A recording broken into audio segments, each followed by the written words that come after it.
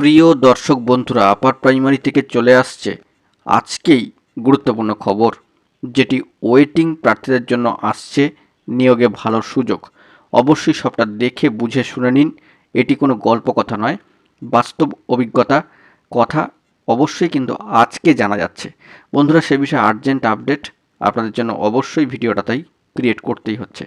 ভিডিওটিকে শেষ পর্যন্ত ওয়াচ করবেন, চ্যানেলটিকে এখনই সাবস্ক্রাইব করে নিয়ে সঙ্গে থাকবেন, কারণ ওয়েটিং চাকরি প্রার্থী বন্ধুদের জন্য চলে আসছে নিয়োগের ক্ষেত্রে ভালো সুযোগ। অবশ্যই আজকে বিষয়টি কিন্তু জানা গিয়েছে। চলুন আমরা মূল টপিকে ফোকাস করে সম্পূর্ণ বিষয়টিকে একটু সার্বিকভাবে জেনে নেওয়ার জন্য চেষ্টা করি। বন্ধুরা, মোটামুটিভাবে যে বার্তাগুলি উঠে আসছে সরাসরি ভেরিফাইড অফিসিয়াল গ্রুপগুলিতে, সেখান থেকেই কিন্তু বোঝা যাচ্ছে যে ওয়েটিং চাকরি প্রার্থী যারা রয়েছেন তাদের জন্য নিয়োগে ভালো খবর কিন্তু আসতে চলেছে। এটি কোনো গল্প কথা নয়, প্রথমেই জানিয়েছি একেবারে বাস্তব সত্য এবং বাস্তব তথ্যকে সামনে রেখে এই যাবতীয় তথ্যাদি কিন্তু উঠে আসছে বা বিষয়গুলি উঠে আসছে।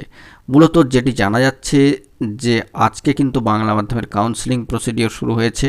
প্রথম থেকেই আপনাদেরকে জানিয়ে রাখছিলাম যে অনুপস্থিতির সংখ্যা নিয়ে কিন্তু একটা বড় ধাক্কা আসতে পারে বা হিউজ পরিমাণ ক্যান্ডিডেট কিন্তু অনুপস্থিত থেকে যেতে পারেন। সেই দিক থেকে এক সম্মানীয় চাকরি প্রার্থী তার বার্তা প্রোভাইড করেছেন একেবারে অফিসিয়াল ভেরিফাইড গ্রুপে, পশ্চিমবঙ্গ আপার প্রাইমারি চাকরি প্রার্থী মঞ্চের।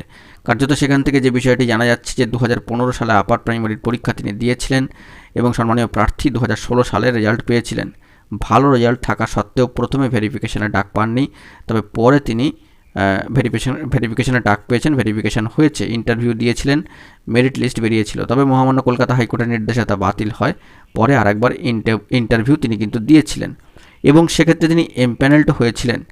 647 র্যাঙ্ক ছিল 2023 সালে এবং কাউন্সেলিংয়ে রায়পুরের পাশে একটি স্কুল তিনি বেছে নিয়েছিলেন।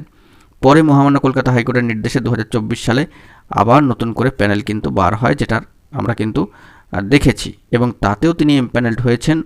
মূলত সেখানে র্যাঙ্ক হয়ে গিয়েছে 663।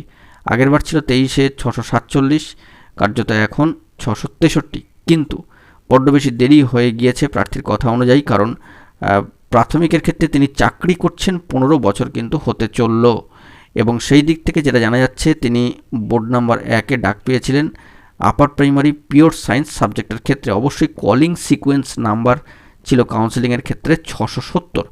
সম্মানীয় প্রার্থীর আরও বার্তা এই বিষয়ে যে আপার প্রাইমারির চাকরিতে যোগদান করলে আর্থিকভাবে তিনি কিন্তু বঞ্চিত হবেন, কারণ 15 বছর প্রাইমারিতে তার সার্ভিস কিন্তু হয়ে গিয়েছে এবং ফুল পেনশন থেকেও হয়তো তিনি বঞ্চিত হবেন। তাই তার সিদ্ধান্ত যে হাই স্কুলে যোগ দেওয়ার স্বপ্ন এখানেই স্বপ্নই থেকে গেল। একটি স্কুল বেছে রেখে স্কুলের শূন্য পদ অর্থাৎ স্কুল ব্লকড করে তিনি আবার যদি না নেন সেক্ষেত্রে পথটা নষ্ট হয়ে যাবে। সেটা না করে তিনি কিন্তু বিরাট মহানুভবতার পরিচয় দিয়েছেন এবং কাউন্সেলিংয়ে না যাওয়ার সিদ্ধান্তই তিনি নিয়েছেন, এরকমই বার্তা তিনি দিয়েছেন, যাতে করে একজন ওয়েটিং প্রার্থীর মুখে হাসি ফোটে। কার্যত এই বার্তাই কিন্তু উঠে এসেছে একেবারে পশ্চিমবঙ্গ আপার প্রাইমারি চাকরি প্রার্থী মঞ্চের ভেরিফাইড গ্রুপে এবং 2015 সালে পরীক্ষা এবং আরও আগে নিয়োগ সম্পন্ন হলে তিনি হয়তো তার স্বপ্নটা পূরণ করতে পারতেন। তবে হবু শিক্ষক শিক্ষিকাদের তিনি যথেষ্ট শুভেচ্ছা জানিয়েছেন। ওয়েটিং প্রার্থীরা যাতে এইভাবে সুযোগ পান সেই শুভকামনা তিনি কিন্তু জানিয়েছেন। সেক্ষেত্রে আরেকটি বিষয় উঠে আসছে যে আরও এক সম্মানীয় চাকরি প্রার্থী, আগেরবার তার র্যাঙ্ক ছিল 14, এবার 18। জেলায় অনেক স্কুলে জেনারেল মেল ভ্যাকেন্সি থাকা সত্ত্বেও কোনো এক অজ্ঞাত কারণবশত লিস্টে তিনি কিন্তু আসেননি। তিনি বার্তা দিচ্ছেন, ফলে তিনি স্কুল পেতেন হয়তো 90 কিলোমিটার দূরে।